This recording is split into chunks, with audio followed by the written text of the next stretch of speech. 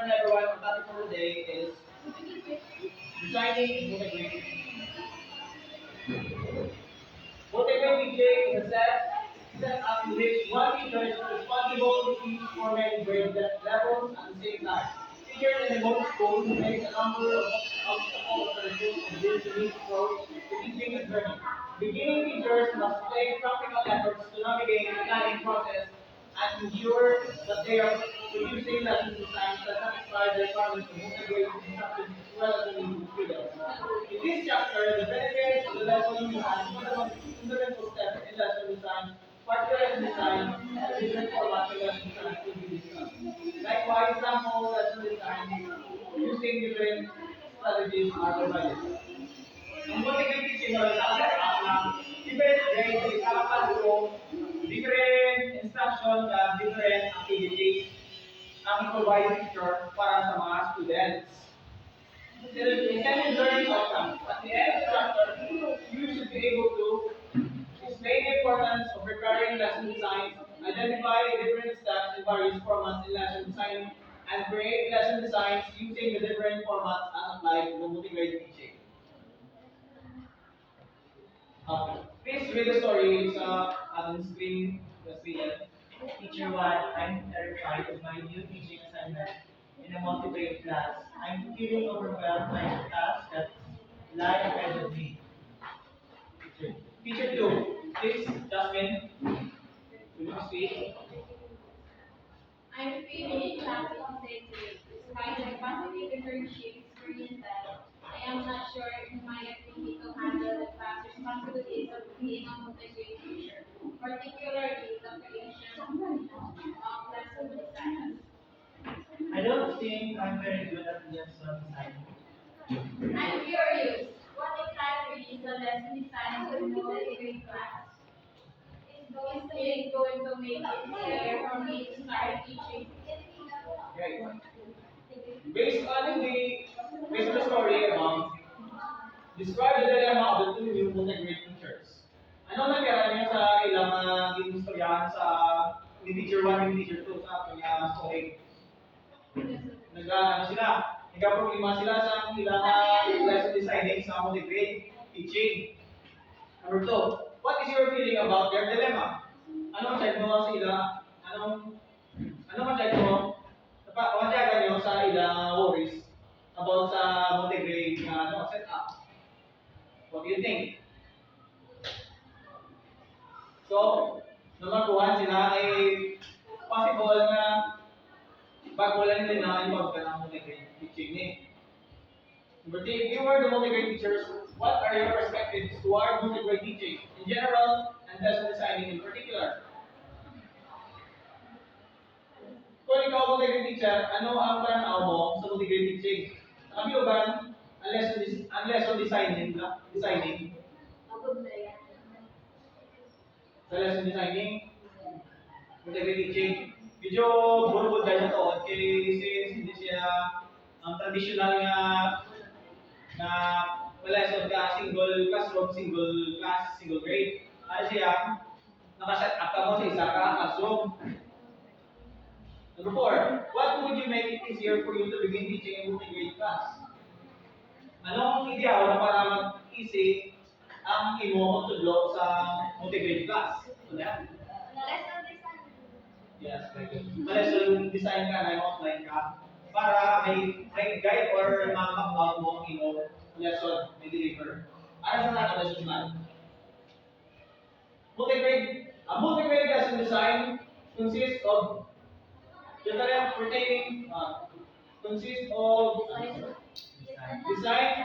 to the lessons, the outcomes that address by grade levels, the methods that will be used in which involve differentiation and groupings, and the materials and activities that will be included to engage and assess the students. Lesson designing is an art of effective teaching. It is a creative process that allows the teacher to map out curriculum goals into skills and tasks. It ensures continuity of learning and the integration of skills and knowledge across the multi-grade curriculum. Further, it serves as a tool for evaluation for instructional approaches utilized. In other words, careful lesson designing leads to an effective multi-grade learning environment. Ang motivated lesson design ko, no? May activities nga siraan sa mga bata. Lain-lain yung grade level, may groupings, kag mga lain activities, differentiated instruction. Ang lesson design, siya niya ang pundasyon sa atong nga lesson. Ini ang proseso nga mag-deliver ni teacher ang content sa curriculum para maging skills. Kumbaga, ang itudlo sa imo dapat makabalo ka kag itudlo mo hands-on. Sige-sige ang pagtudlo sa knowledge and skills across sa multi-grade curriculum dapat hindi tama instantman. Sige-sige yun ka para pag ano sa mga bata, connected ka. Pwede ba na maging survey ang tool para ma-evaluate, para mabalaan mo kung napalo ka sa imo, napalo mo ang imo lesson planning design. Okay, next slide. Benefits of effective lessons design. Number 1, Sarah is read.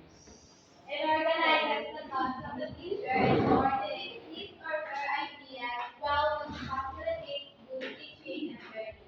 It equips the teacher with a general outline of the goals and resources needed to achieve them. Okay. Organize thoughts of the teacher and coordinates. Kumbaga, lami, well arranged ang imo nga lesson nakakasunod sa ang imo idea, hindi ka mabudayan kay may guide na nataan. Guide sa teacher para mas easy ang imo pag-deliver sa lesson. Okay. Number 2, Chris, what is the Because the activities and materials are prepared and preparation plans. It takes energy for both the teachers and the students. As a result, it will be exercise for both students and teachers and develop a sense of project among their group. Yes, because the activities and materials are prepared.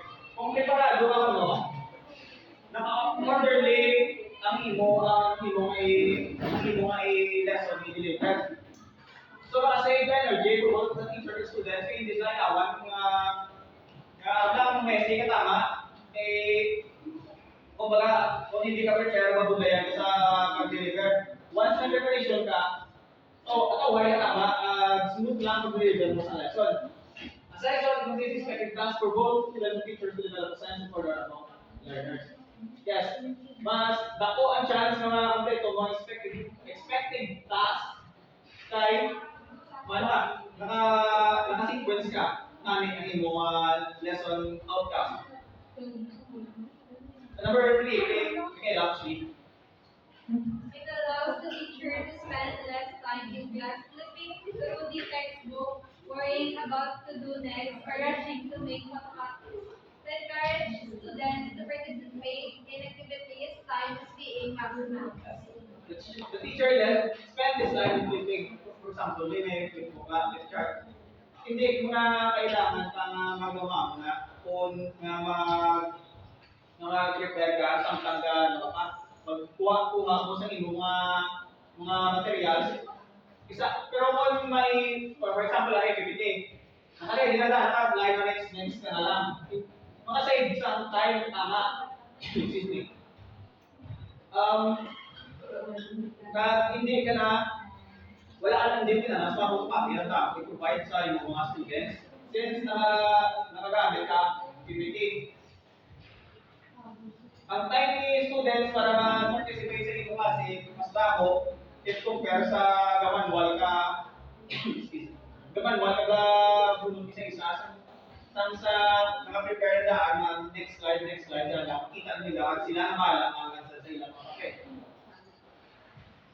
Mayroon is being makitapat.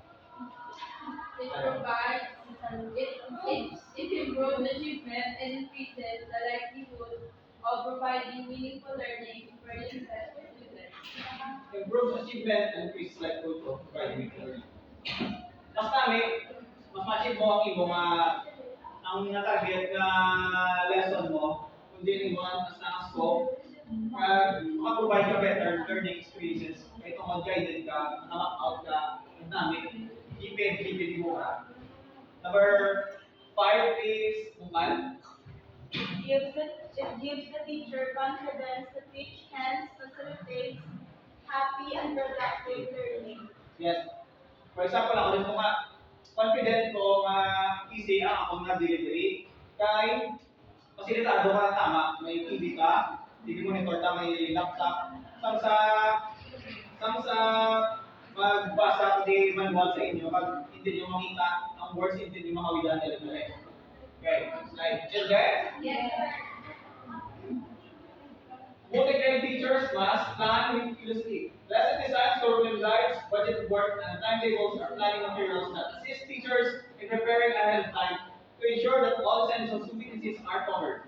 Lesson planning for multi-grade teachers should be flexible and imaginative. Multi-grade teachers ko lang, mas plan meticulously. Dapat sagad ka mag-planning sa multi-grade, especially sa multi-grade classroom. Kay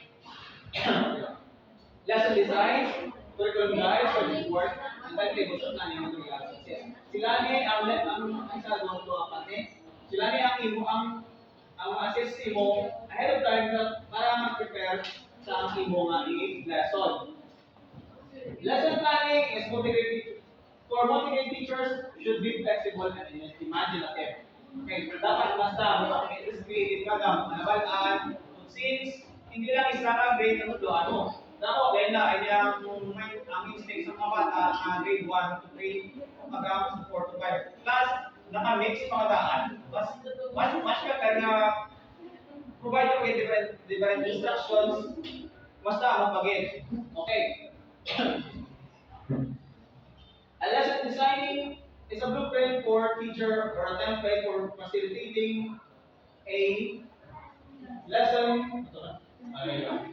Lesson designing is a blueprint for teacher or a template for facilitating a lesson. It is a major pillar of educational structure and the center of learning. Ang lesson design ang blueprint, the major pillar sa educational structure na example sa mga lesson plan. Once may lesson plan ka, amo na basihan mo sa iyong klase. Hindi pwede ang wala na sa iyong mga lesson plan, hindi mo na pwede maklase. Pwede ka nag-example, unlib ka, pero related Japon. So, under na Japon sa iyong topic. According to the Design and Diary 2014, it contains the objective what students in each grade level should learn. Ano dapat? Objective mo, ano dapat sila ano dapat nila para sa iyong lesson. How the objective should be fulfilled. Paano mo siya mai-deliver na makaintindi si students? The method of delivery and the methodology to assess how well the objectives were met. Assessment. Sa assessment mo, dapat insakto, ka-organize ang imo ang ginulat. One of the most important aspects of educational process is the lesson designing or lesson plan. Ang pinambalo, lesson plan. Aratan na nakasalalay ang imo trabaho ng deliver sa susunod klase sa imo nga lesson plan. Kung sa lahat ng mo na ito na nabutang mo sa lesson plan mo, lain na yung klase mo, palpak yung graph, hindi ka effective. Okay, next slide. Oh, congratulations. Thank you. Hindi mo. Good. Guys. Sino next? Si Nene. Itanong mo. Kita na lang? Pero prepared ka na eh. Thank you lang, Nene.